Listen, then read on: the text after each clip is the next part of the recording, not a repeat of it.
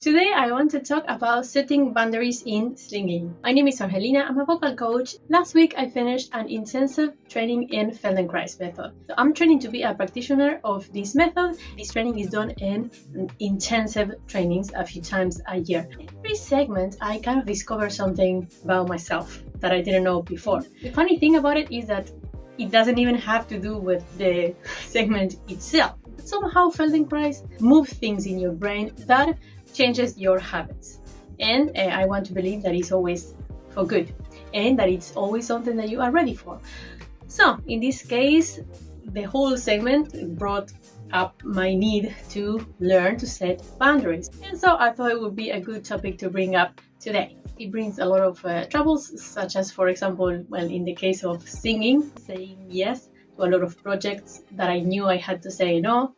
You get these offers and inside yourself you know that it's a big no. Maybe you want to push yourself harder, or you don't want to disappoint anyone, or you just say no, it's hard, so you go and do it and then you regret it. As singers, it's very important to take care of ourselves. This instrument is ourselves. Anything that we do with it that it's a no, it's gonna damage us. In a smaller scale, saying no sometimes to teachers that insisted on me doing exercises that I knew were bad for my voice. I'm remembering right now a specific situation in which the teacher insisted, and I ended up with the beginning of a vocal nodule after that training. I have hyperventilated in lessons, that kind of things. And this happened in a lot of situations in which the teacher will push me to do something when I said I couldn't do it, or I was feeling tired, and they push you, and then you're hurting yourself and you are the one that has to deal with it.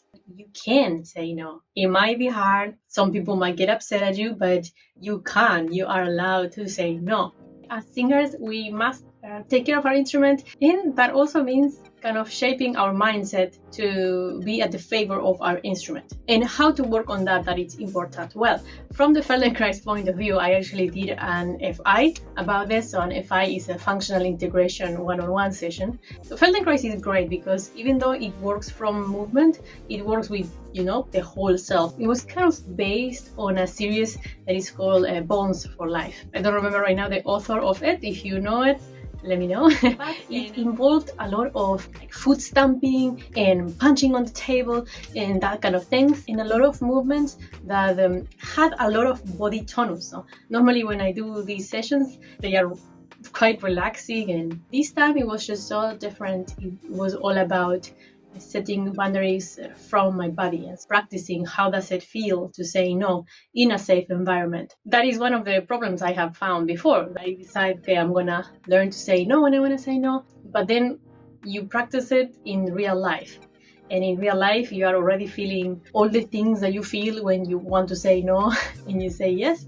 And so when you get to practice in a safe environment and from the body, then I believe you are ready to bring that to, say, real life. So anyway, it's just a little bit of a different topic today, but I thought it was important to bring up because sometimes the things that hinder our singing doesn't really have to do with the anatomy of our voice, but more with a mindset thing, because of course the brain takes control of everything. We are an alive instrument that changes with anything we do, with anything we think, and that evolves with us as well. Let me know in the comments if you struggle with this and how does it affect your singing. Hope you enjoyed this video. If you did, subscribe and like this video, and I'll see you in the next one.